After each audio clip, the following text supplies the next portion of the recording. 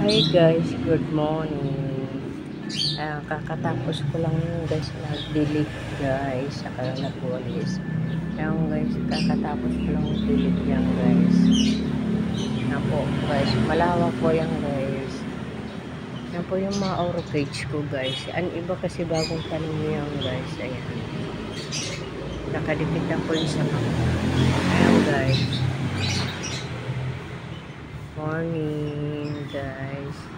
Yan po yung orchids ko guys. Namulaklak na guys po. Ayan po guys. Ay sorry guys. Ayan po. Ayan guys. Good morning. Kakadilig lang guys yan. Yan isa yung tangkay na yan guys. Ay kakatapos lang guys.